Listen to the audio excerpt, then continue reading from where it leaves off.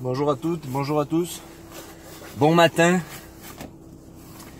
En fait, j'étais en train de faire chauffer ma voiture.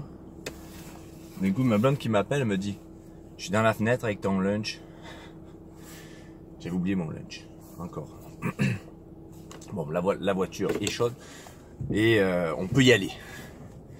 Fait que c'est ça, je disais que en fait on a souvent ce débat avec ma ce débat. On a déjà eu cette discussion, faire chauffer sa voiture ou pas. Moi je suis toujours l'adepte du gars qui fait, je suis adepte de faire chauffer les engins mécaniques quels qu'ils soient. Bon, peut-être à part la tondeuse à gazon, j'avoue que je ne fais pas chauffer. Donc moi je prends toujours le temps de faire chauffer ma voiture. Ma femme me dit ouais, ça sert à rien. Fait que vous me direz peut-être ce que vous en pensez, s'il y a des gens qui sont un peu plus calés que moi en mécanique pour parler de ça en fait. Mais moi j'ai toujours fait toujours chauffer mes voitures. Même quand j'habitais dans le sud de la France, je faisais chauffer mes voitures. Et vous diriez bah, allô, mais oui. Alors moins longtemps évidemment, hein. Tu sais, on s'entend que quand il fait 25 degrés, tu fais pas chauffer ta voiture pareil que quand il fait moins 25 degrés. Ben, selon moi, fait que c'est ça. Est-ce que je suis dans le champ complet? Est-ce que je suis dans le champ gauche ou pas? Fait que s'il y en a qui ont des avis là-dessus, ben faites-moi en part. Ça peut être intéressant de savoir ce que vous en pensez. Bon, ce matin, c'est un petit peu spécial. Spécial. Dans le sens que je vais porter ma voiture pour le changement des pneus. Le changement de pneus, c'est que je vais chez Laurier Mazda, qui est du côté de Sainte-Foy. Fait que là, je vais devoir me prendre la 40. Fait que je voyais, il est 6h20 du matin. Je pars à 6h20 du matin. Je pense qu'il y a quelqu'un au service à partir de 6h30. Je dois récupérer un véhicule de prêt, changer les sièges enfants parce que je ne pourrais pas récupérer ma voiture avant demain. Ça fait que demain je vais avoir besoin des sièges auto. Défaire les sièges auto, mettre ça dans le véhicule de prêt et aller travailler. C'est juste ça. Mais comme je dois prendre la 40 en plus, bah, c'est une heure où je pars quand même fréquemment. Mais là, j'espère que de devoir prendre la 40, ça va pas vraiment être une catastrophe parce que des fois la 40 au niveau donc au niveau de la 73, au niveau de la Laurentienne, là, des fois là c'est la 40 c'est tanné cette autoroute. Putain. Fait que c'est ça. Fait qu'on va chez Laurier Mazda pour faire changement de pneus et la vidange également. J'ai aussi un problème, pas un problème, mais il faudrait qu'il change ma pile sur mon boîtier de clé. Parce qu'il me met pile faible. J'ai sûrement un double à la maison. Mais où est-il? Là est la question. Je mets de la main dessus. Depuis le déménagement, il y a certains cartons. Encore quelques cartons dans le bureau qui n'ont pas été ouverts. Et je pense que ça doit être là-dedans. Et que voilà. Vraiment, c'est bien. Ce serait utile d'avoir mon double de clé à portée de main. Un jour, ça peut servir.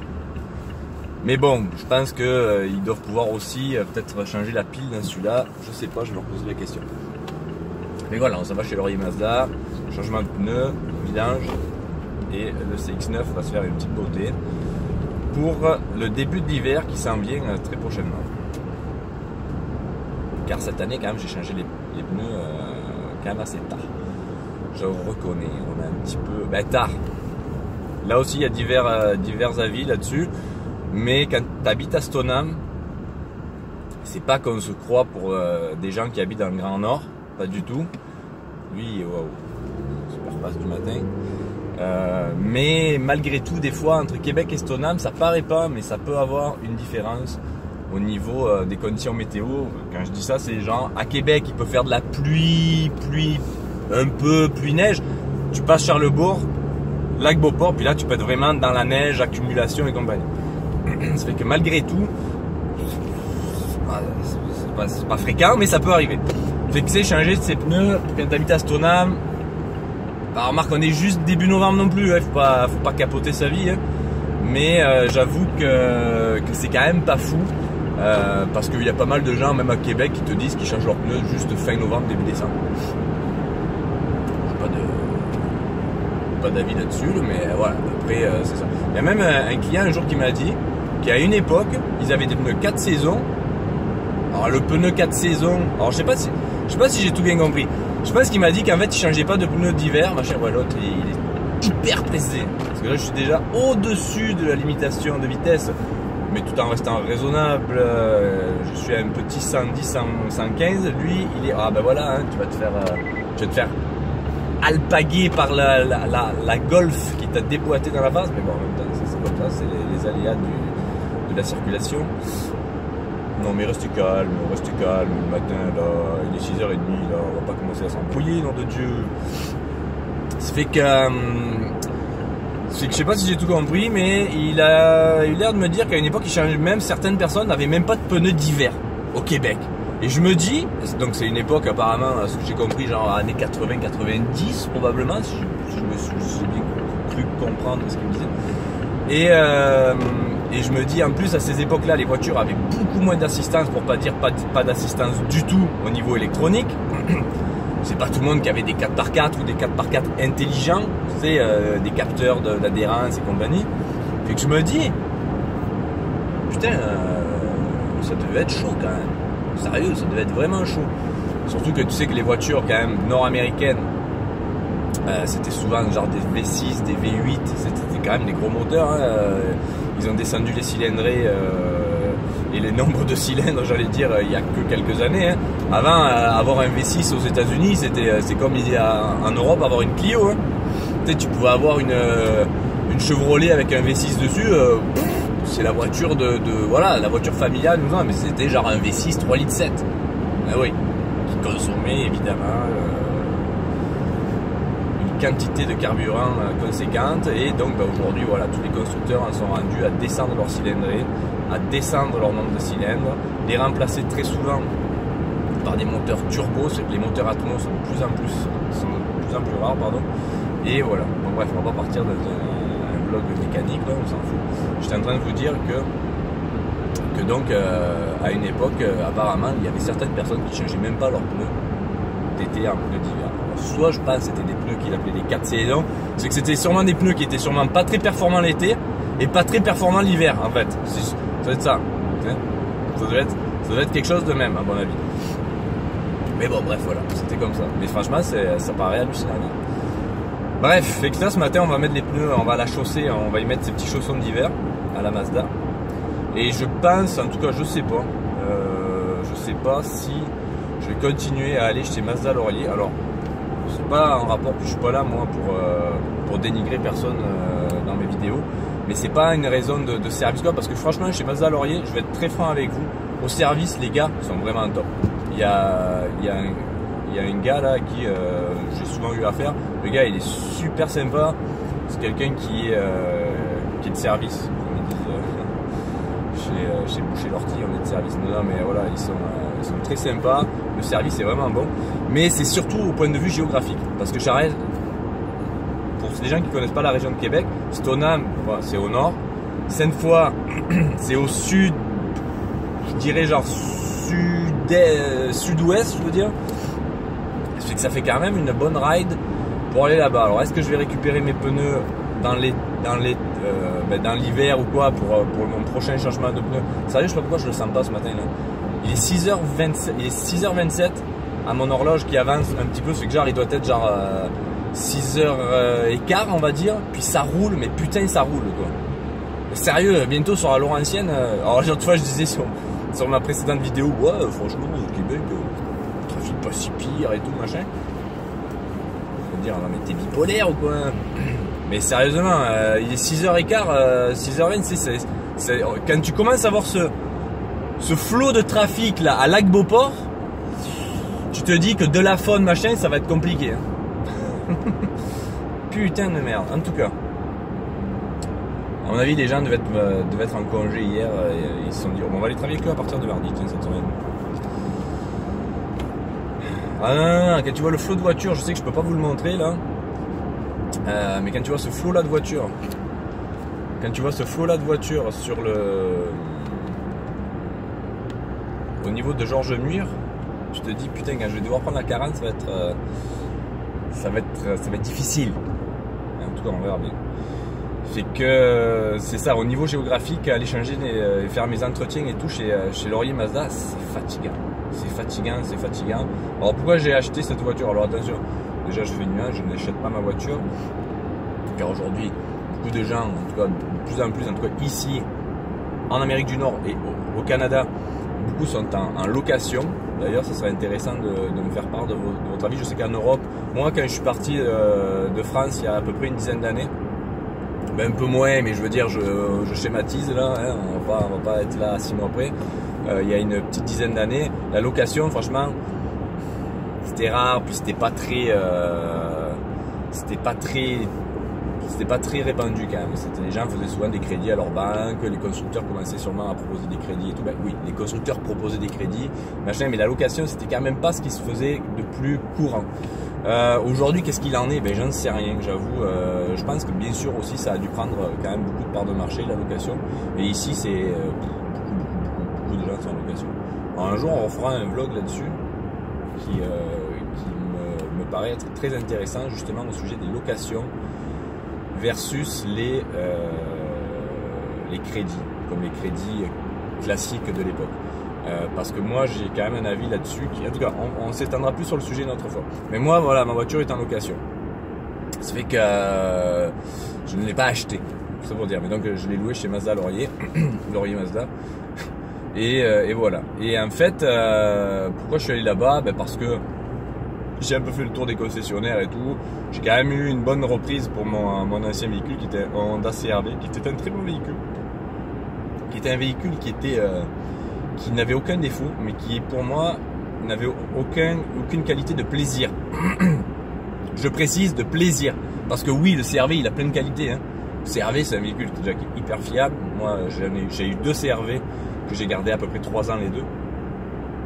J'ai jamais eu rien dessus, mais rien. Je veux dire, malgré les conditions climatiques qui sont ce qu'elles sont au Québec, j'ai jamais rien eu là-dessus, mais rien. Si une fois j'ai eu une batterie qui m'a lâché lendemain de jour de l'an, si je me rappelle bien, j'avais dû appeler un ami pour me dépanner sur le. Il faisait un froid ce jour-là, en tout cas, bref. Pour me dépanner sur le parking du musée parce qu'on était allé fêter chez eux la veille et j'étais allé récupérer mon véhicule le lendemain et puis j'avais plus de batterie. C'est la seule chose qui m'est arrivée sur mes 2 CR-V, donc en 6 ans. Une batterie. Je veux dire, voilà, il n'y a rien là. Puis franchement, mon véhicule était tout le temps dehors, stationné tout le temps dehors, all the time. Aussi bien, et pas de garage, ni la journée, ni le jour, t'es tout le temps dehors. Tout le temps, été comme hiver. Et franchement, j'ai jamais rien eu. Fait que franchement, la fiabilité Honda, elle est là, il n'y a rien à dire. L'habitacle, c'est-à-dire fonctionnel, machin, tout, c'était un bon véhicule, mais alors un plaisir de conduite. Je me suis rarement fait autant chier dans un véhicule, ce qui m'a poussé à changer en fait pour un CX-9. Je m'étais octroyé ce petit cadeau, on va dire. Donc il y a un peu plus d'un an, il y a 1 an et demi maintenant, pour un CX-9, parce que déjà j'avais vraiment aimé la gueule du CX-9. Et ensuite le plaisir de conduite est vraiment au rendez-vous. Un jour on fera sûrement aussi une vidéo plus en détail à ce sujet-là. Et donc j'ai eu 2 CR-V, mais alors putain, sérieux, le plaisir de conduite c'était vraiment nul. Et pareil, j'avais loué mon CR-V, j'étais à Honda de la Capitale. Alors Honda de la Capitale, c'est en galère la version du côté de Shannon là-bas, en tout cas. Et bon, c'est pas du tout sur mon trajet, j'allais dire.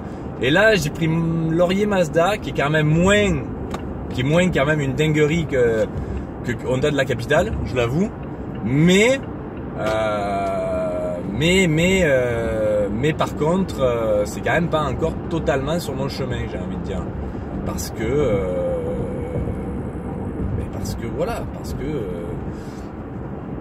c'est du côté de Sainte-Foy. Et vous voyez, là, on doit aller pogner la 40. Et comme je vous le disais, c'est une hostie d'année.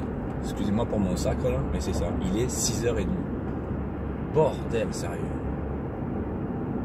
J'aurais dû partir à 5h, 6h moins de quart, je veux dire. Bref. Fait que voilà. Donc là, on risque d'être vraiment poigné dans le trafic. Pour vrai. Voilà, mais donc j'avais magasiné quand même pour avoir une reprise intéressante sur mon CRV et tout. Puis quand même, Laurier Mazda m'avait offert quelque chose d'honnête. Que je dis quelque chose d'honnête parce que en fait, évidemment, hein, vous savez, tout concessionnaire, tout commerçant fait une activité à but lucratif. Je le répète, hein, pour ceux qui... putain, j'ai failli me cartonner la Jetta devant moi. J'ai failli me faire le cul d'une Jetta ce matin. Donc voilà, le cul d'une Allemande. Excuse-moi chérie, je parle d'automobile. Et donc voilà, ça me paraissait honnête. Je dis bien que ça me paraissait parce que bon, forcément il y a toujours, tu sais, voilà, le concessionnaire.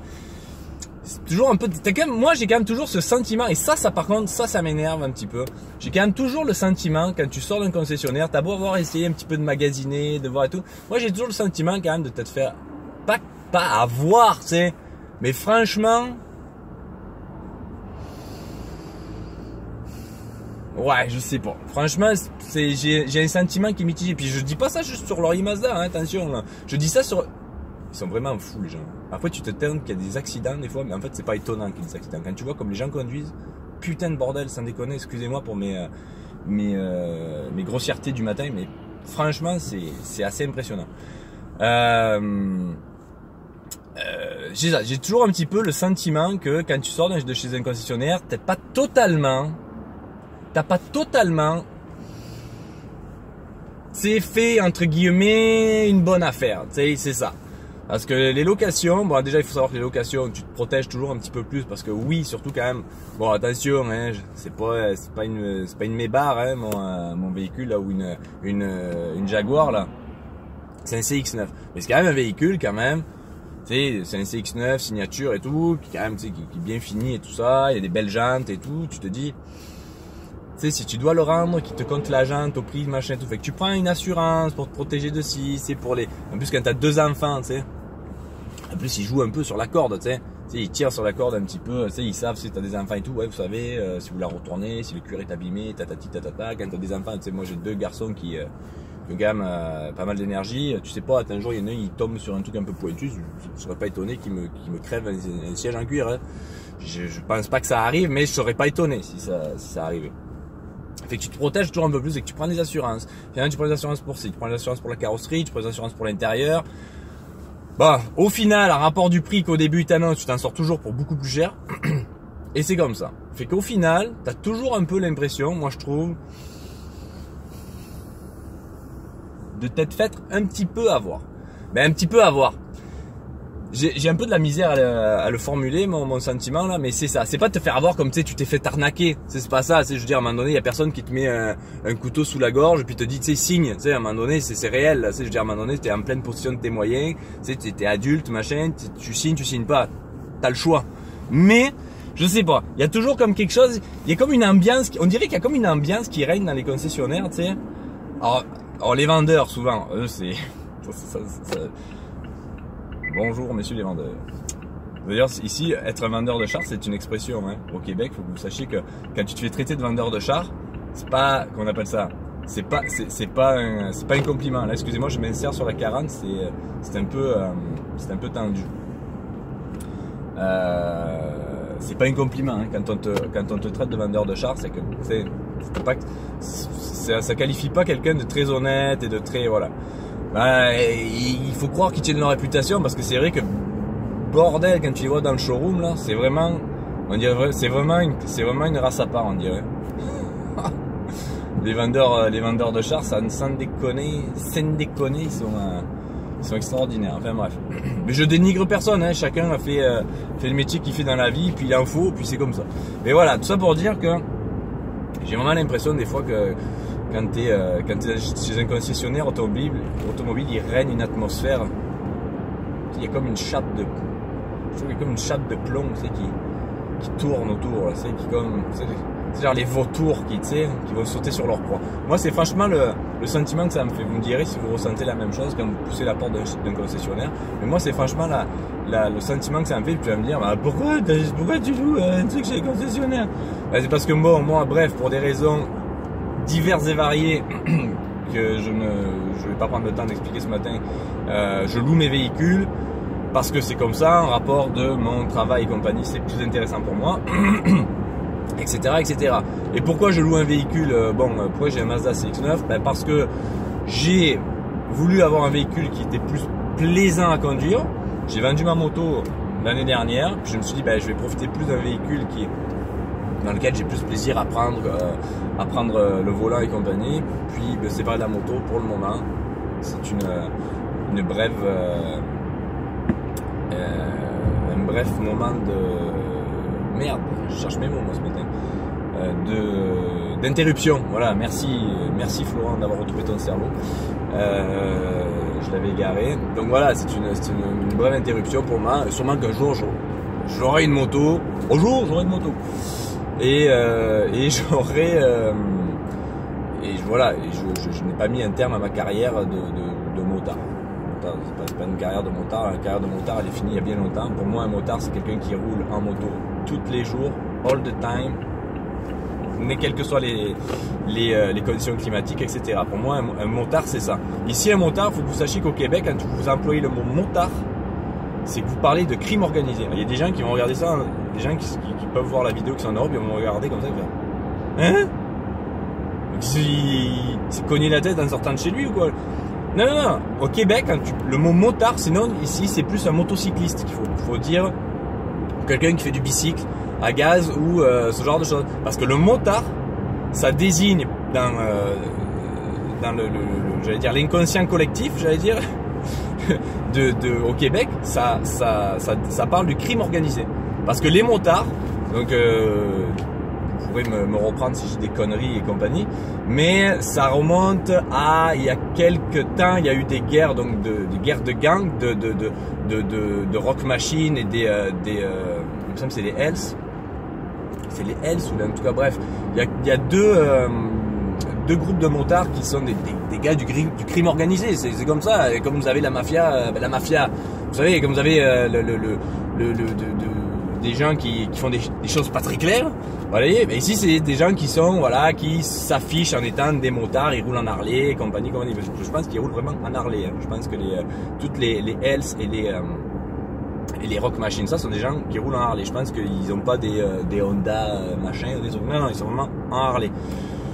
Vous me direz dans vos commentaires si je dis des conneries. Et donc ils s'affichent comme ça, ils ont des qu'on appelle ça là, des gilets avec leur numéro comme d'appartenance qu'on appelle ça là, de région là, ils appellent ça des chapitres, je pense, comme ça.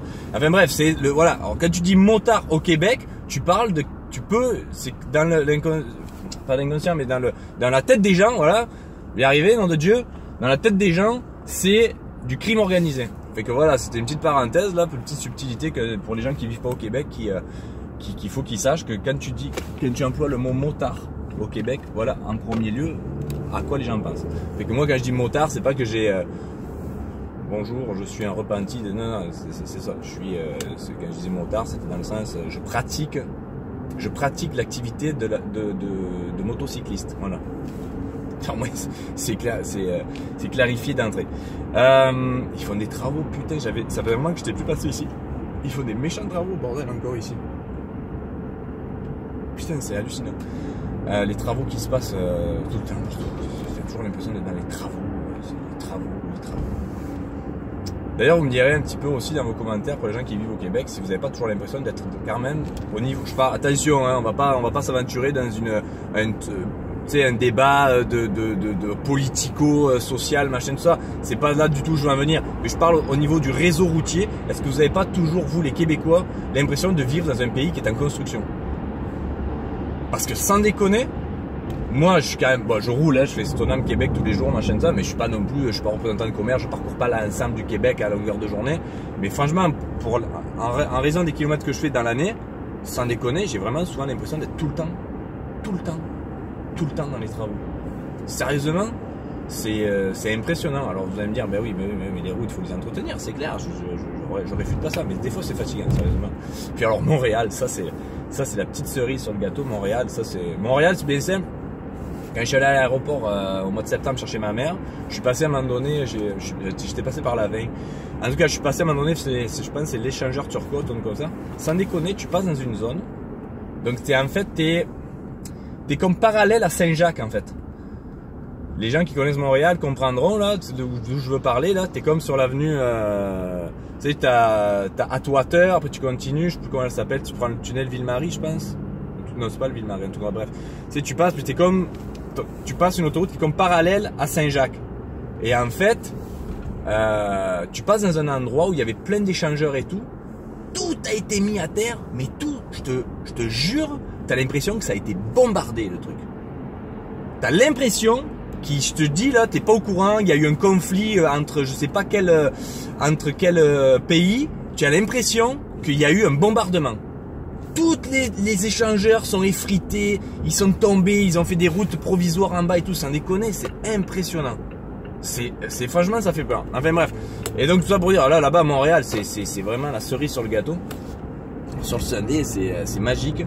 Mais même à Québec, putain, les travaux, ça y va. Donc ça, c'est la petite parenthèse sur les travaux sur les routes. Et donc voilà, et donc c'est vrai que pour en revenir à nos moutons, ben voilà, j'ai fait le choix de plus avoir de moto pour le moment et d'avoir un véhicule qui est plus plaisant à conduire. Je vous dis un jour là, je le répète, je vais faire une petite vidéo sur la présentation de mon véhicule parce que franchement, je trouve qu'il en vaut la peine. Je trouve que c'est un véhicule qui a un rapport qui est méconnu. C'est vraiment vous pouvez me donner votre avis sur ce que vous pensez de ce véhicule. Voilà, là on arrive bientôt chez Mazda. Putain, c'est tout éteint. Hein. À mon avis, c'était sur le son, les gars. Là. 6h moins. Finalement, quand même, j'ai bien fait. C'était quand même très correct. Franchement, pour l'endroit par lequel je suis passé, la 40, là, sérieux, c'était très correct. Encore une fois, le véhicule, le trafic, je me suis quand même. J'ai bien fait ça. Renforcement positif, on s'encourage, j'ai bien fait ça. Non, mais au début, là, quand je suis parti de Stoneham, là, que j'ai vu quand même le flot de véhicules, je dis merde, tu vas voir, c'est le bordel et tout. Qu'est-ce qu'ils font ici? Oui, je vous disais, qu'est-ce que c'est? Là, voilà, les cours des travaux, machin. Ok, il faut vraiment que je trouve un moyen de vous montrer un peu ce qui se passe autour de moi, parce que là, j'ai l'impression de parler, de dire, mais il raconte quoi? Qu'est-ce qu'il nous montre, machin? Mais il y a une super cassure, là, les cassures de bitume. Ça, c'est un truc, j'ai rarement vu ça aussi. Et c'est particulier, et justement, c'est vrai que ça aussi, en rapport justement, par rapport au fait qu'il y ait moins de motards ici, de motos et compagnie, parce que franchement, moi, quand j'avais ma moto, puis j'en ai fait des kilomètres au Québec en moto, quand ils font des travaux, ils font des cassures de bitume, quand ils font des raccordements, là, tu sais, des raccordements là, mais c'est net, là. Tu te prends ça en moto selon le style de moto, et même certaines voitures très sportives, à mon avis, hein, des voitures qui ont des roues qui sont montées en taille très basse et tout, tes jantes ou quoi, mais tu niques tes pneus. Non, mais c'est un massacre pour les pneus, pour les jantes. Mais il faut croire qu'ils doivent s'en foutre comme de l'an 40. Ceux qui font les travaux. Alors, tu vas me dire, oui, ils font les travaux, ils s'en foutent des jantes de ta voiture. Hein? C'est sûr, ils n'ont rien à foutre. Mais bref, c'est vraiment particulier. Bon, là, on est bientôt arrivé chez Laurier Mazda. Je sais pas si je vais reprendre la vidéo après ou pas, parce que parce que franchement, déjà ça fait déjà 28 minutes que je parle, puis à mon avis c'est bien en masse. C'est pas là, ouais, c'est là. Ouais. Et donc, puis je sais pas comment ça va se passer exactement. Fait que voilà, fait que je vous reprendrai sûrement cette vidéo pour vous dire comment ça s'est passé avec mes changements des pneus.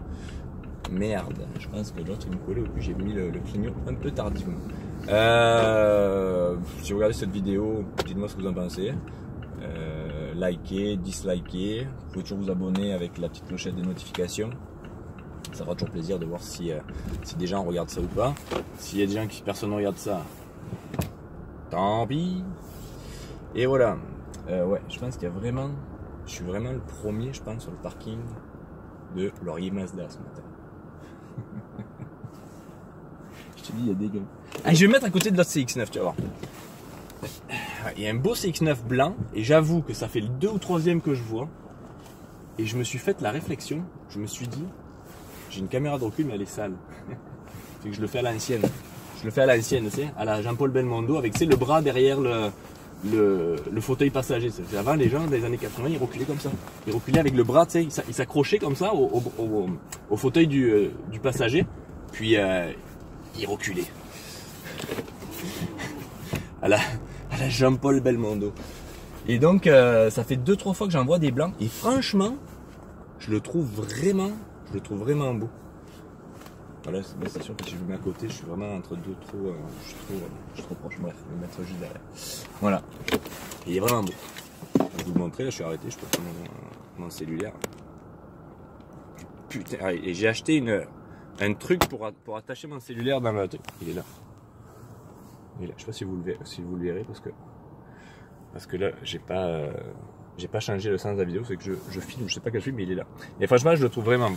Bon, mais voilà, écoutez, moi je suis chez Laurier Mazda, je vais voir s'il y a signe de vie à l'intérieur. Passez une belle journée, moi après je vais aller bosser. Puis on se retrouve très bientôt pour une prochaine vidéo. Bisous, bye bye.